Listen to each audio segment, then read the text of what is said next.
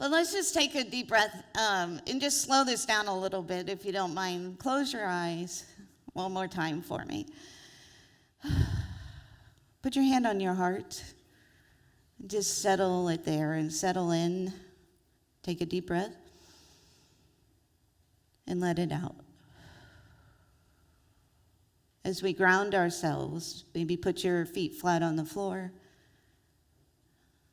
Let go of any anxiety situation that you may be thinking about. And just come into this sanctuary, into this moment, as we begin to talk about peace.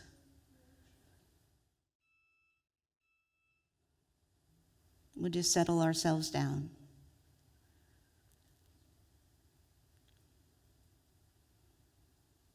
Amen. All right, so we are home for the holidays is our theme. And this Sunday is the second Sunday of Advent, in which we talk about peace. And so the talk title this morning is Peace I Give You. Peace I Give You. Reverend Kathy last week talked about faith and hope. And we continue to move into this time of year.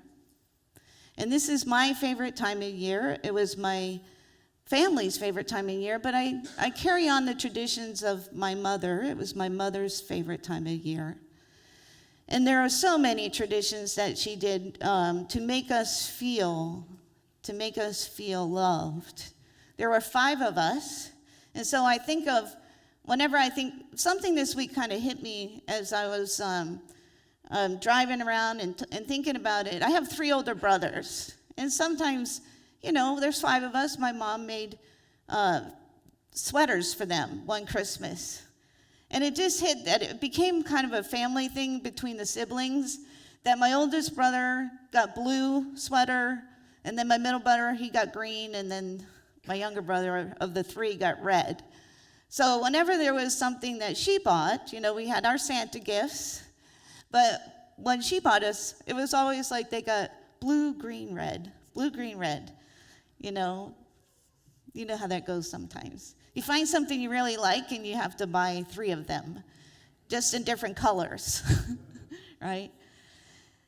So she used to have this gift in the back of the tree, and some of you've known me a while, I've said this before. It became known as the gift. It was always in the back of the tree, and it was her one gift to us that was given with utmost love. And every year we would look at all the packages, but look for the gift. And it became a family tradition, that last gift from her. But I also know that this time of year, is hard for some people. As I look around and I see lights look a little brighter, I sound a little more in tune when I'm singing. I don't think it really happens that way, but it sounds like I'm singing better. I can't get the clapping thing down to save my life, but I do the snapping a little bit. Food tastes a little bit better than it does, and that time we spend with family is just a little more special. It's a little more special. But I also know that after she passed, it was one of the hardest things to get through. So I, prayed to God, and I said, I want to see my mom one more time. Can I see my mom one more time? And I had a dream that I was standing in the middle of a river, and I looked down at this rock, and underneath this rock is a sandwich baggie. What represents a mother more than a sandwich baggie? I pull it out, I look at it, there's a note inside. I pull out the note, I read the note, and the note says, "Remember, it's all about the gift." And I went, thank you. It's all about the gift, which was given with such love. But it still was hard. I understand it's hard. We create new traditions. Some people struggle. We don't have peace necessarily. We don't have peace around the world, right? So how do we take something that is so beautiful, such as peace, and turn it inward? So when Jesus said, "Peace I leave with you," My peace I give to you, not as the world gives. I do not let your hearts be troubled. Do not let your hearts be troubled, and do not be afraid. But he said, I give you my peace, my peace. In Unity's second principles, it says, we are the essence of God. Sometimes people will translate to be, we are children of God. We are the essence of God, and therefore we are inherently good. This God essence is called the Christ. Okay? So what Jesus is talking about is a spiritual peace that transcends all external circumstances. That's the peace he gives. Okay? A peace that comes from profound connection with God. And that came with his physical birth. Okay? So let's talk about the nativity story. Often at Christmas referred to is the reference of Jesus' biblical account of his birth. And it's found in the New Testament in Matthew and Luke. Okay? We see it on display many places. Many places. So if you have the book, The Sweet Christmas, it talks about it. This week is the nativity story.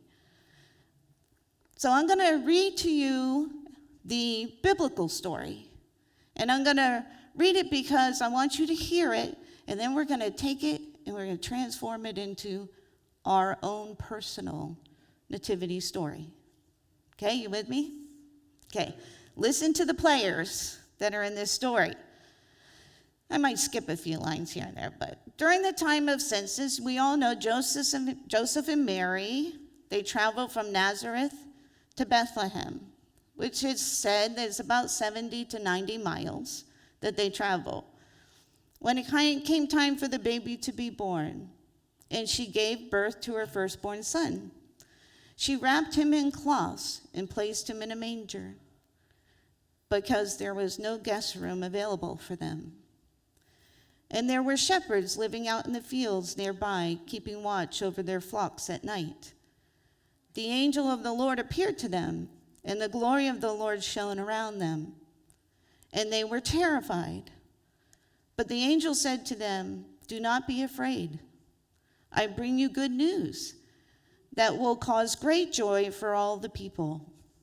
Today in the town of David, a Savior has been born to you. He is the Messiah, the Lord. This will be a sign to you. You will find a baby wrapped in cloths and lying in a manger. Glory to the God on the highest of heaven, and on earth peace."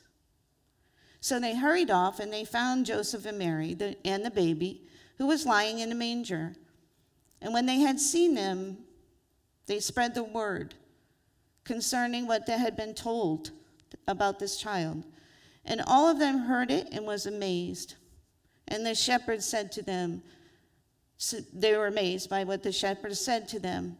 But Mary treasured up all these things and pondered them into her heart. Now in the Gospel of Matthew, it adds, "Now after Jesus was born in Bethlehem of Judea, in the days of Herod the king, behold, wise men from the east came to Jerusalem, saying, 'Where is he who has been born King of the Jews? For we saw a star when it rose and have come to worship him.' And going into the house, they saw the child with Mary his mother, and they fell down and worshiped him. Then opening their treasures, they offered him gifts of gold, frankincense, and myrrh. Herod the king heard this. He was troubled, and all of Jerusalem with him." And so what we see today of the nativity scene of Mary, Joseph, Jesus, the shepherds, the wise men, animals, right, or different variations of the same story. It's actually a combination of two stories put together. Okay? And there's people that love the nativity scene. It's just a tradition of Christmas. Some people feel at home when they see it. In fact, there's a man in Iowa that owns 2,500 of them, and he holds the record for the most nativity scenes. But in Unity, we talk about the living Bible, the living Bible. So how do we take this story, this biblical story of external things, and move it into us so that it becomes a living nativity? Okay? Charles Fillmore, co-founder of Unity, in Mysteries of John in 1946, said this: "The Holy Spirit is not all of being, not the fullness of Christ, but an emanation or breath set forth to do divine work. The Holy Spirit was before the time of Jesus. However, Jesus' life and demonstration gave it a new impetus. The Holy Spirit, the Spirit of truth, is man's one sure guide in his spiritual ongoing. An outpouring of the Holy Spirit always brings peace and infinite wisdom, infinite faith in the Father through the Son.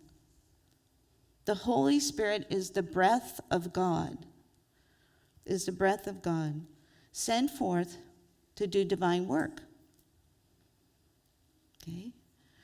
So the nativity in you. There's a metaphysical Bible dictionary done by Charles Fillmore. It's about this thick. And if you don't have it, it's a good thing to put on your Christmas list as Unity practitioners. Because what Charles does is he takes everything in the Bible, everything, and interprets it metaphysically. Okay? So I'm going to read you the nativity story as I interpret it metaphysically. Remember, there are 7.9 billion people in the world. There's 7.9 billion ways to read the Bible. Nobody will interpret it the same. And that's where your work comes in. That's where you take those metaphysical interpretations that Charles talks about. You take your traditional understanding of the Bible. You take prayer and meditation, and you fuse it into your own soul journey. So when I read it, and I read the Sweetest Christmas Advent book, and I read the story, this is how I interpreted it. The journey to Bethlehem means, which Bethlehem, I'm going to give you the meanings as we go through this so you understand. The journey to Bethlehem. Bethlehem means substance, right? A place of substance. Is one of transformation. When you take a journey, you transform. Joseph and Mary took that journey, they transformed. No matter how you cut it, they changed. There was a change, definitely, at the end, right?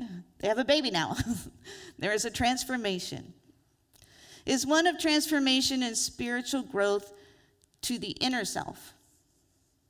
We let go of the human ego. Herod represents human ego, that is threatened by this awakening of consciousness. Okay. Instead, we focus on our spiritual wisdom in the inner voice and the gifts we have been given, the wise men. And along the way, we are protected by the shepherds, those watching over us, our family, our friends, our co-workers.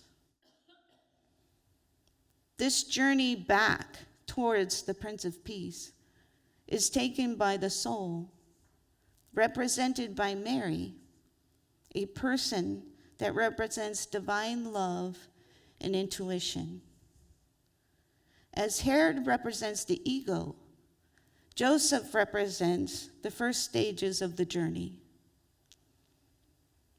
And as we gaze upon the baby, we have the spiritual awareness that the Christ consciousness has always been, is, and always will be in you. Has always been, is, and always will be in you. This breath This awareness of the Christ, of your divinity, is the peace that Jesus gives you. Okay? Now, one more time. The journey to Bethlehem means a place of substance, is one of transformation and spiritual growth into the inner self. We let go of our human ego that is threatened by this awakening of consciousness. Instead, we focus on our spiritual wisdom, the inner voice, the gifts that we have been given. And love, and along the way, are protected by those watching over us, our family, our friends, and our co-workers, whoever is in our life. This journey back and towards the Prince of Peace is taken by the soul, by that which represents divine love and intuition. We are going to go through stages. First, it may be hard. Then it gets easier. And we understand that as doing this journey inward, our spiritual consciousness and that Christ consciousness that has always been there is born through the breath and the awareness of your divinity. And we call that the living nativity. I'm going to say it to you a little bit differently. Your journey is one of transformation, of spiritual growth. As you let go of your ego, you are awakened to spiritual wisdom, an inner voice, and to your gifts that you have to offer to anyone in the world. And along the way, you're protected by those who love you. Your journey back to spiritual peace is the Christ consciousness that has always been there, always will be there. Your breath, your awareness that you are a divine child of God, that you are an essence of God, is the peace that Jesus talked about. He said, "Peace I leave with you. My peace I give you." So when you look upon the manger, or you look upon the scenes, and you look at all the visualizations that we have, and we become focused this season on the Christ consciousness, it is peace of divinity, his peace that came through the birth. Okay? Peace, a gift of spirit that transcends all external circumstances that are going on in your life. This peace, peace, a gift of time, of uncertainty and challenges, we take peace. Peace, a gift of the Holy Spirit that came at our birth, providing comfort, guidance, and intuition. We were born into this as well. Just as Jesus was born, far as I know, we were all born, right? We were all born, and that peace came with us. That peace came with us. Peace is a gift from fear, grounded in faith and hope. So as the birth of Jesus offered a profound and enduring peace that comes from a relationship with God, it is peace that goes beyond the world, that can be provided by the outside world. It comes from within. It's your own living nativity story, your birth of Christ. It is your home for the holidays, where you will build a new tradition. So with that, let us prepare for meditation.